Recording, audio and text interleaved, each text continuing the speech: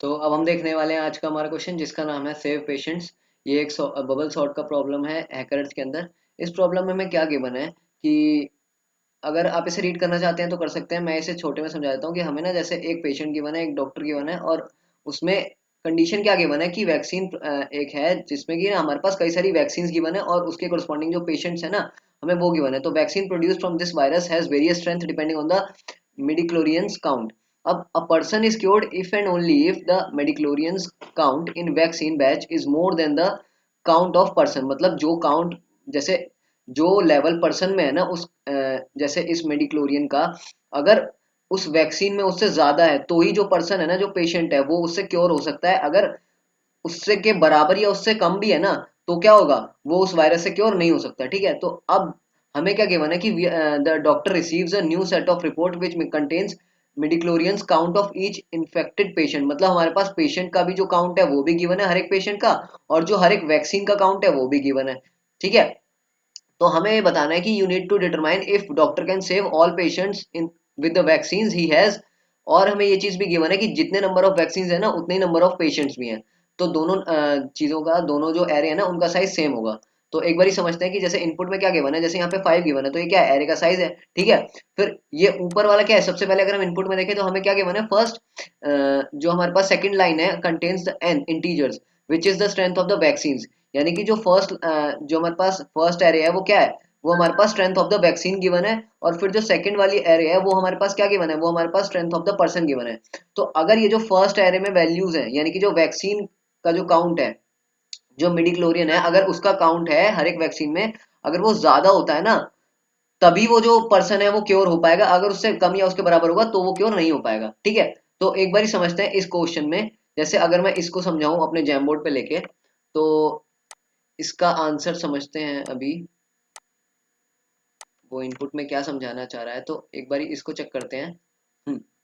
तो अगर वो इसको ये देखते हैं कि हमारे पास ना यहाँ पे जैसे ये क्या गिवन है, ये हमारे पास फर्स्ट वाला एरे तो वो गिवन है जो हमारे पास साइज होगा हमारे पास उसका जो ये चीज है।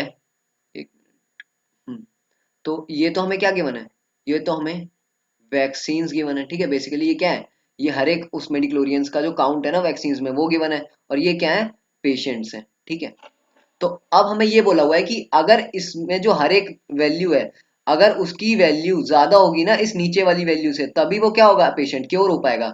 तो अगर जैसे मान लो इस केस में हम देखें 1 2 3 है ना, तो 1 2 3 से मतलब ये क्या है, वैक्सीन है। अगर जैसे हम इस 100 के लिए चेक करें तो 100 के लिए हमारे पास कोई भी ऐसी वैक्सीन है जिसका काउंट जो है वो इस 100 से बड़ा है, तो हाँ ये वाली वैल्यू है जो इससे बड़ी है तो ये तो क्योर हो जाएगा। फिर हम चेक करते हैं क्या ये 328 है जिस जो कि बड़ी है, तो हाँ हम चेक करते हैं कि हाँ 328 जो है वो इस पोजीशन पे है जो कि ये क्योर कर देगा। ठीक है, तो अब ये भी क्योर हो जाएगा। फिर हम चेक करते हैं क्या 248 जो है वो है हमारे पास मतलब वैक्सीन जो है वो इसके काउंट से ज्यादा है।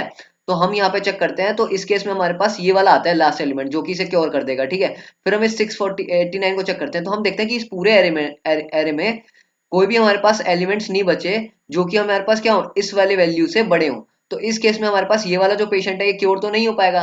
तो हम क्या करेंगे इस केस में, अगर कोई भी एक पेशेंट रह जाता है ना क्योर होने से तो उस केस में हम अपने पूरे एरे का आउटपुट क्या कर देंगे, नो कर देंगे कि हमारे पास सारे हम पेशेंट्स को सेव नहीं कर पाए। ठीक है, तो हमें यही करना है इस क्वेश्चन में। तो इस क्वेश्चन को अप्रोच करने का सिंपल सा तरीका ये है कि सबसे पहले तो हमारे पास जो भी एरे है ना उनको क्या कर लें, हम सॉर्ट कर लें। ठीक है, तो सॉर्ट करके हमारे पास क्या पता चल जाएगा, जैसे अगर हम इसको सॉर्ट करें तो हमें क्या मिलेगा 123, फिर क्या मिलेगा 146, फिर क्या मिलेगा हमारे को 454, फिर क्या मिलेगा 456, और फिर क्या मिलेगा इसको सही से लिख देते हैं, हाँ 456, और फिर क्या मिलेगा 542।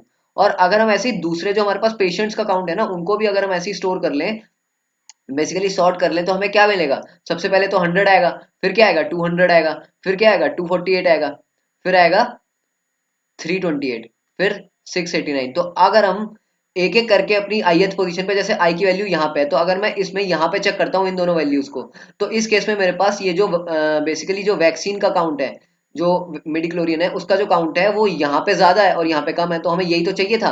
तो इस केस में ये वाला पेशेंट तो क्योर हो जाएगा। ऐसे ही हम इसको चेक करते हैं तो इस केस में यहाँ पे क्या है, ये कम है, तो अगर ये कम मिल गया ना किसी भी केस में, तो हम क्या करेंगे, उसी केस में बोल देंगे कि ये वाला जो पेशेंट है ये क्योर नहीं हो पाएगा, और उसी केस में हम क्या कर देंगे, अपने लूप को ब्रेक कर देंगे कि आगे के चेक करने की हमें जरूरत ही नहीं है, क्योंकि हमें तो पता है ना अगर एक भी पेशेंट रह गया तो हमारा आंसर क्या आने वाला है, नो आने वाला है।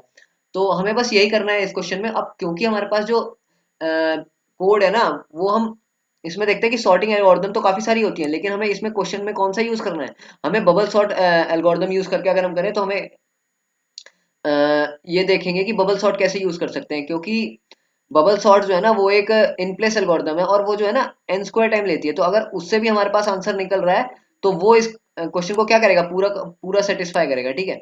तो सबसे पहले तो हम क्या करेंगे, इस क्वेश्चन में इनपुट जो है उसको अपना एंटर करा लेंगे, जैसे हमने क्या किया, सबसे पहले तो size of the array input करा लिया। फिर हमने इस केस में क्या किया, हमारे पास जो ये फर्स्ट एरे था उसको इनपुट करा लिया, जो वायरस जो वैक्सीन वाला था। फिर हमने क्या किया, पेशेंट्स का एरे इनपुट करा लिया। फिर हमने दोनों को सॉर्ट किया। अब दोनों को सॉर्ट करने के लिए हमने बबल सॉर्ट का यूज किया। अब ये बबल सॉर्ट फंक्शन क्या कर रहा है ये देखते हैं।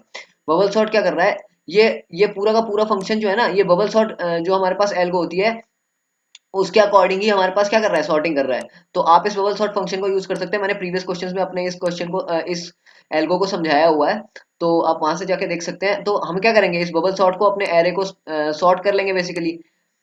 तो अब इस सॉर्ट करने के बाद हम ये देखेंगे कि हम पूरे लूप में जैसे ट्रेवर्स कर रहे हैं, तो अपनी जो ith पोजीशन है, अब जो फर्स्ट वाला एरे है उसमें जो ith पोजीशन पे वैल्यू है, और जो सेकंड वाला एरे है उस पे जो ith पोजीशन पे वैल्यू है, क्या वो उन दोनों में से कोई भी एक ऐसी पोजीशन है कि मतलब जो वैक्सीन है उसमें जो वैक्सीन का काउंट है, क्या वो कम या उसके बराबर है पेशेंट के काउंट से। अगर किसी भी केस में ऐसा निकल जाता है ना, तो हम अपने चेक को क्या कर देंगे, फॉल्स कर देंगे, और वहां से लूप से ब्रेक कर देंगे कि हमें आगे चेक करने की जरूरत ही नहीं है। तो अगर ऐसा होता है, फिर हम अपने लूप को देखने के बाद ये चेक करेंगे कि क्या हमारे पास जो चेक फंक्शन है उसका आंसर ट्रू आ रहा है। अगर ट्रू आ रहा है, इसका मतलब क्या है कि हमें ये वाली कंडीशन, जो ये वाली कंडीशन है इफ वाली, ये कहीं पे भी नहीं मिली, है ना। इस केस में मतलब क्या है कि सारे के सारे वैक्सीन क्या है, वो क्योर कर देंगे हमारे पेशेंट्स को। तो उस केस में हमारे पास चेक की वैल्यू जो होगी वो प्री असाइंड होगी, जो कि ट्रू थी। तो उस केस में हमारे पास आंसर क्या हो जाएगा, यस हो जाएगा। और अगर किसी भी केस में हमारे पास जैसे वो ब्रेक की कंडीशन फॉलो हो जाती है इफ वाली, तो उस केस में हमारे पास जो चेक की कंडीशन होगी वो फॉल्स हो जाएगी। तो इस केस में हमारे पास ये एल्स वाला जो लूप, जो एल्स वाली कंडीशन है, ये एग्जीक्यूट होगी, जिसमें कि हम आउटपुट कर देंगे अपने नो को। ठीक है। तो बस इतना सा ही कोड था हमारे इस क्वेश्चन के लिए। इसमें देखने वाली बात यह है कि हमारे पास ना इसमें कंस्ट्रेंट्स काफी गिवन नहीं है, तो हम क्या कर सकते हैं, अपने जो बबल सॉर्ट है ना इसको यूज कर सकते हैं। वरना हम क्या देखते हैं कि हमारे पास जो बबल सॉर्ट की जो कॉम्प्लेक्सिटी होती है वो एन स्क्वायर होती है। तो कई केसेस में क्या होता है कि ये जो बबल सॉर्ट है ना, ये हमें टाइम लिमिट एक्सीड भी दे सकती है, लेकिन यहाँ पे ऐसा कोई केस नहीं है, तो इसलिए यहाँ पे लूप जो है हमारा काम कर रहा है, ये कोड। ठीक है।